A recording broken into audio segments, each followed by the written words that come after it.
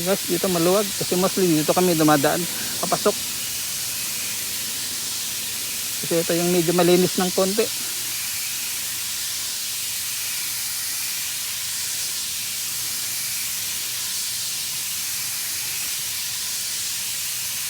Saka diretso dun sa lagayan kasi natin. Papunta rito sa may gitna.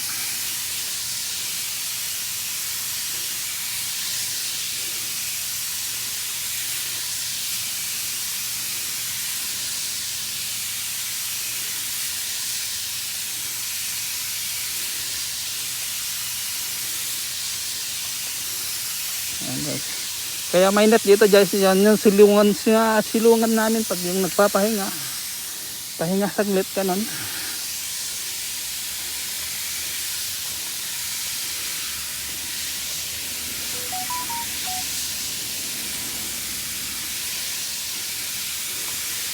Pansin nyo, medyo nanilaw na yung dahon sa baba. Kasi panay yung ulan. Yung pag nag-harvest natin tayo, yung ano ba, yung kanyang mga ugat dyan kasi malambot yung lupa.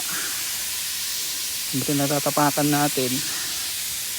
Napipit-pit yung lupa, napuputol yung ibang ugat.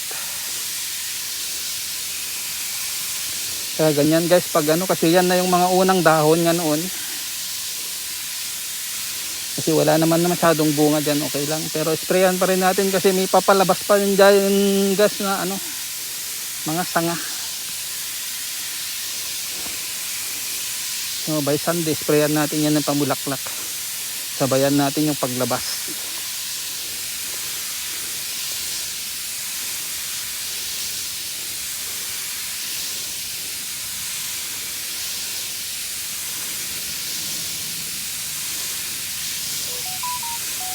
Diyan yung marker natin guys. Oh. Diyan ang pagitan.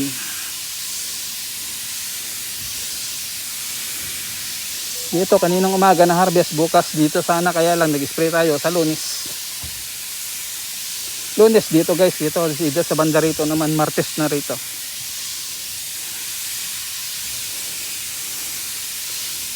Hopefully na may live na natin ng buo.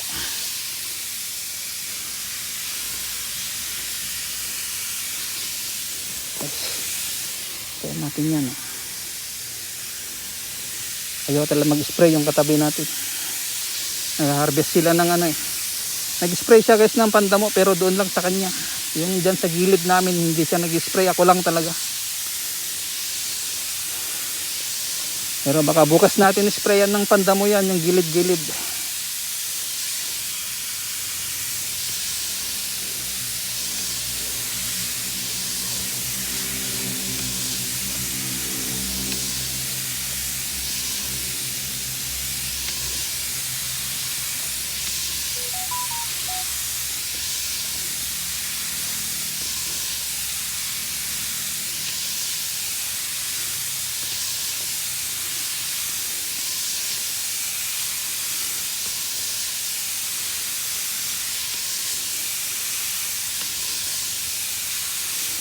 Kaya pansin nyo guys, kahit dito wala, pinisprayan natin kasi siyempre pag di mo nisprayan yan, baka dyan dumapo yung mga ibang insekto. Dahil nisprayan sila dyan sa baba. Yung mga nakalipad pa, nakatago. Yung nasa taas yung iba, siyempre. Kasi baba taas eh. Spray natin mula sa ground paakyat.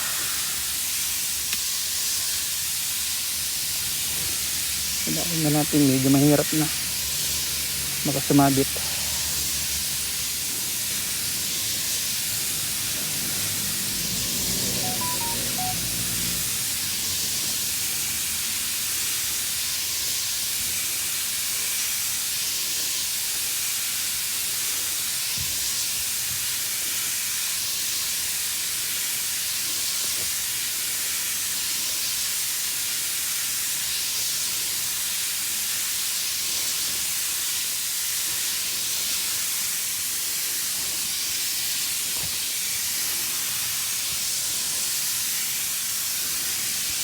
Ito naman tayo. Ayan. Oh, diba? Maluwag pa rin dito. Isang linya na to.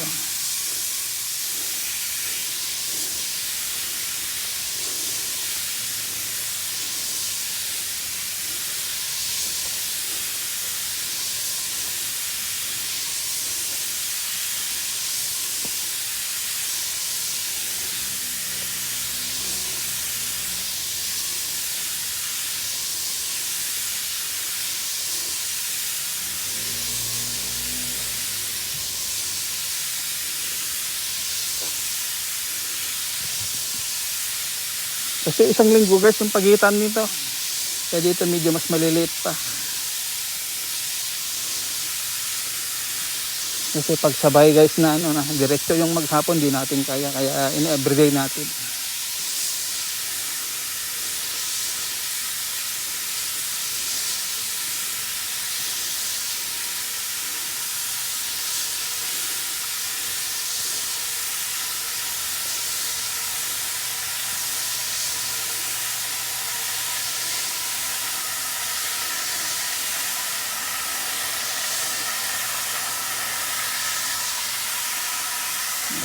Sprayan natin lahat yan. Mga daga dyan na nagtatago. Kasi mga ano yan, sako sa karton. Dito guys, as usual, patras. Yan.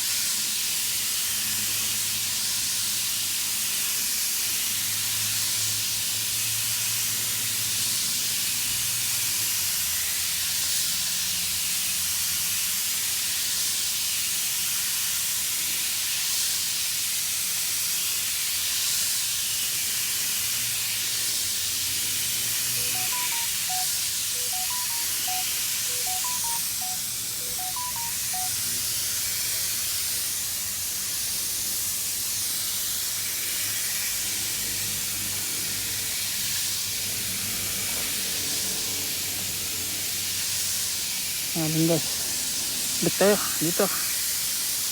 Pansin nyo, medyo ano yung hangin.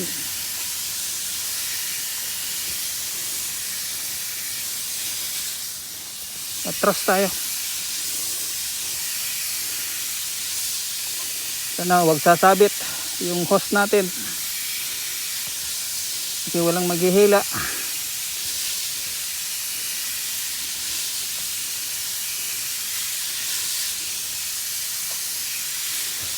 Yan guys, dahil wala naman masyado sa gitna, pwede nating sprayan kasi hindi naman na yan tutulo sa atin.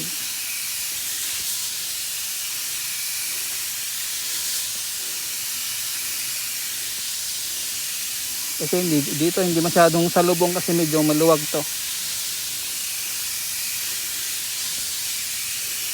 Kasi hindi design natin yan para kay Mrs. Kasi siyempre alam nyo na malaking tao. Lapad ba?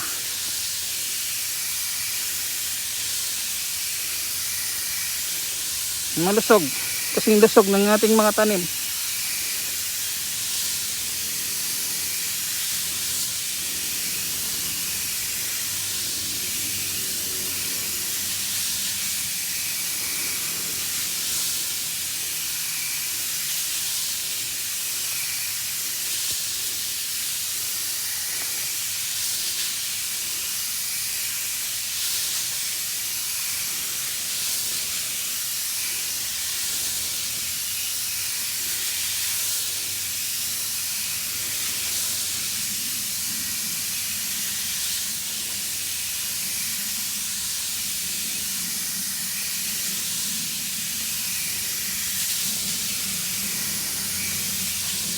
Yung okra natin guys, hindi ko na na-vlog yung pag-harvest kasi konti lang naman yung bunga.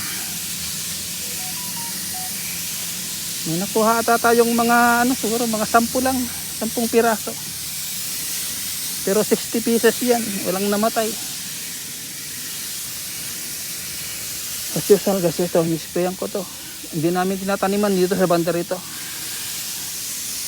Kasi siyempre, dyan, nanggagaling sa kanila yung mga ano, kalaban.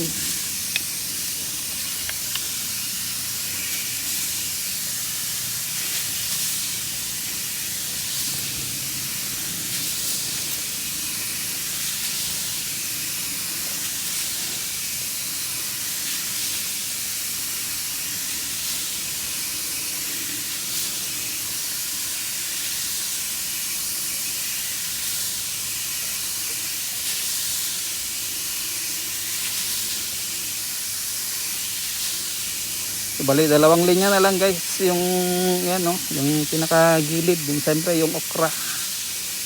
Sprayan din natin doon sa may okra kasi maraming damo. Para yung mga insekto dyan, nagsilayas din. Mga daga, ganun, yung iba.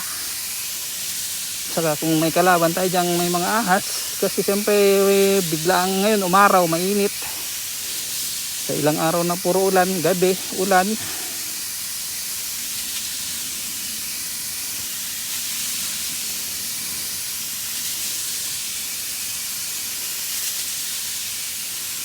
Wala tayong magagawa, need natin mag-spray. Kahit nag-harvest sila dyan sa prutas, need natin mag-spray. So magpatubig na lang sila.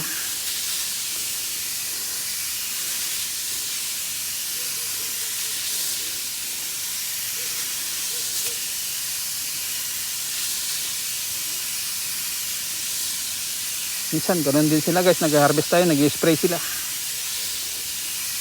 Buti medyo nasabayan natin guys, sinabutan natin sila. Kaya yung inumpisa natin kanina, hindi natin pa dodoblehan. So dito tayo. Ito yung medyo gipit.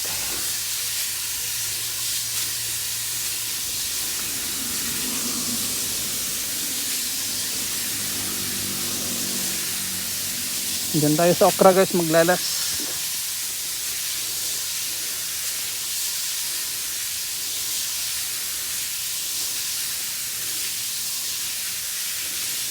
Hopefully na ano, magaskateran natin sa linggo pag hindi umulan. Pero kahit ulan guys, hindi tayo mag-harvest. Lunes ng harvest natin. For our safety, saka siyempre yan, nag-spray nga tayo. Kailangan 36 to 48 hours. Na kahit nasabihin natin umulan, kagabi, mamayang gabi, hindi natin harvestan bukas yan. Sa Lunes talaga. Mahirap na, insecticide yan eh.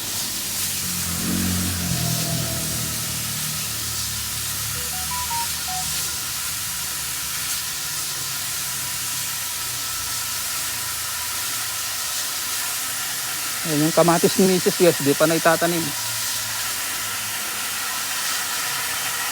Hindi alam kung saan itatanim yan, baka sa garden to.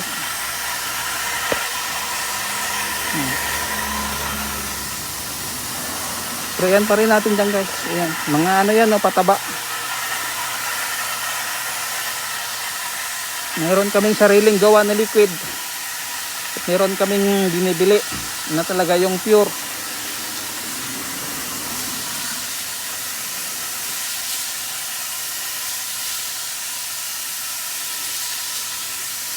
Tinuturo yan sa amin guys sa seminar. Yung mix na mga yan.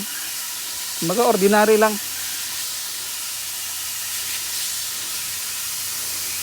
Pero pag yung pure guys, di natin kaya yan. May mga ibang ingredients yun na mahal. So bumibili na lang tayo. Yun yung puting galon. Saka yung blue na yun.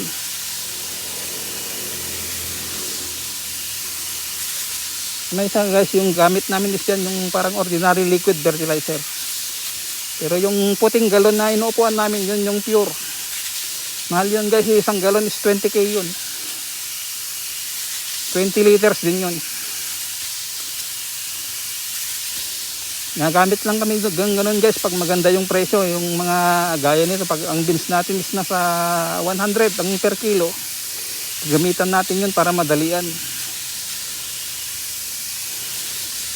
Dahil 50 lang, 60 ganon, 40. Yung granules lang ang gamit natin. Kahit yung mix namin na ordinary fertilizer, di namin ginagamit. Nagamit lang kami niyan pag yung talagang maganda yung presyo.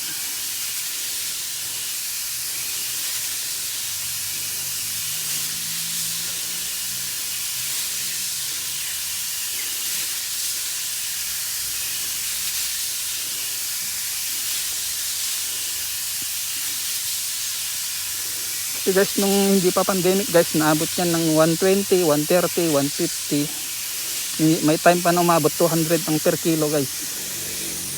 Kaya nag-try kaming mag-mix niyan para hindi nabibili.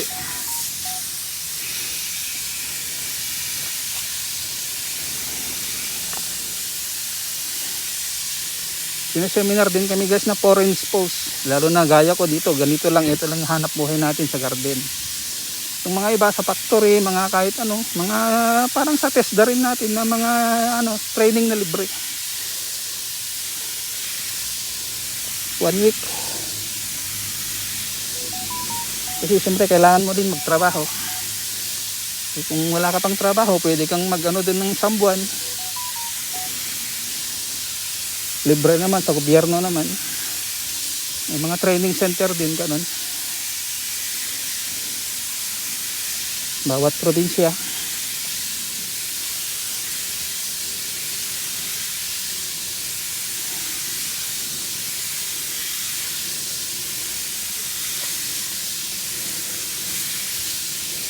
Then yung cooperative guys, dahil siyempre lahat ng farmers dito may cooperative.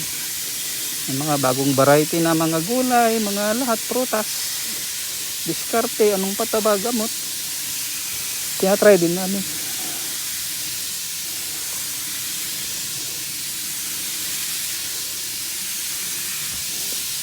Pang livelihood guys yun.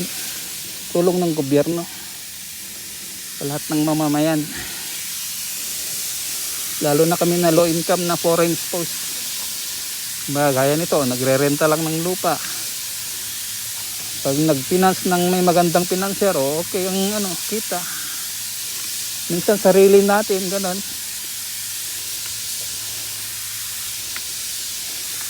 Ang pagkalugi lang namin guys is yung pag nabagyo. Then siyempre ito, pag mahal yung gamot, konti lang yung kita namin. Gaya na ito, mura lang ang beans, 50 lang. Naka 5 harvest na tayo pero 50 pa rin. Nag-try tayo sa bagsakan, 50 din. So doon na lang natin dinadala sa kumukuha sa atin na buyer, dealer din ng mga gulay. May mga pwesto rin sila ganun. At nag-deal pa sila ng gulay.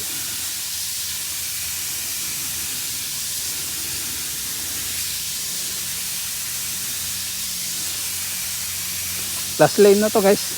Yung na lang. Okra.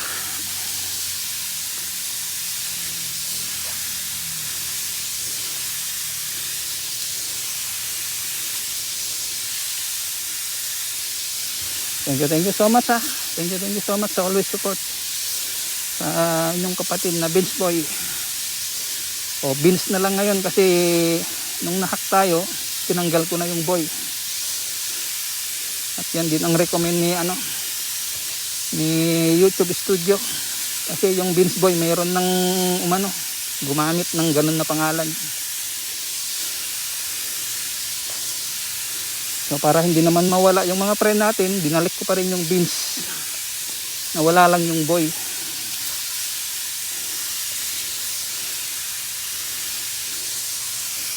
Ayan guys, so dito tayo. Okra. Pero dito man guys kasi pabalik pa tayo papunta sa dulo. So dito yung daanan. Mamaya yung ibabaw.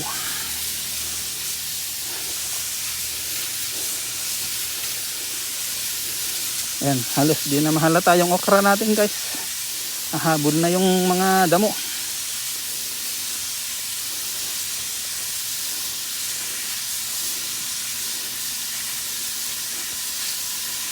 So guys, mga ng matanda, lagayan niya dati ng mga tubig. Kasi prutas. Nakalagay lang dyan sa mga gilid ng puno ng prutas.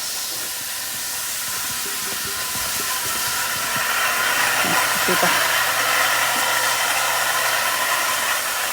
Ito natin dito guys. Yan.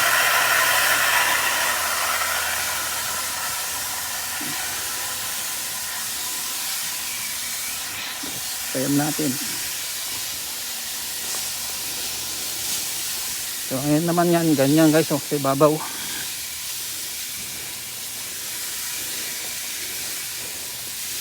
And sa gilid. Sprayan natin.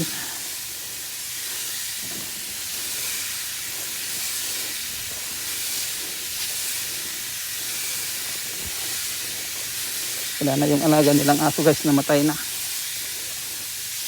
Ilagat ng ahas. Kasi yung mga ano nila nandyan lahat sa gilid.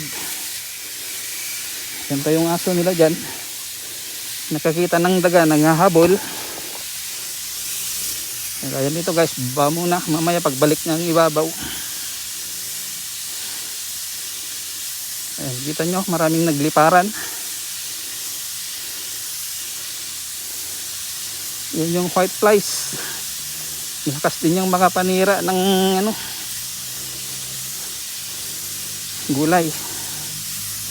Nandyan sila sa mga bulaklak.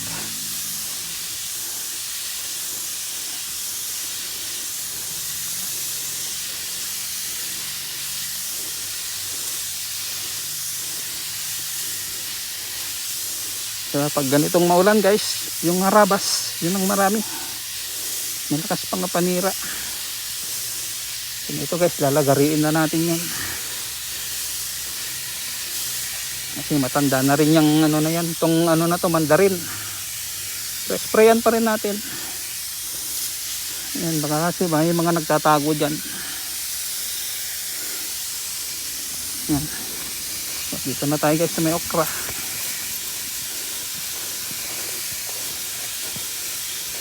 Yan.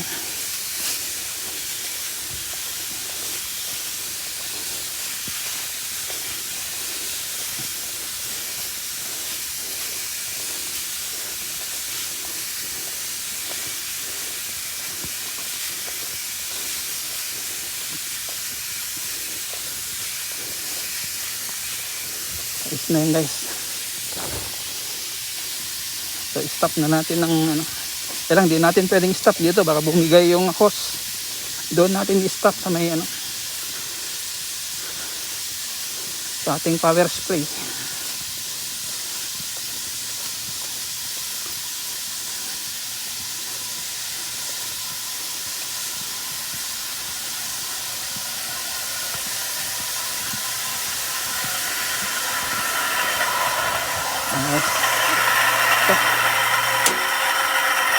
Ito. Ayos. Thank you so much. So go delivery na tayo.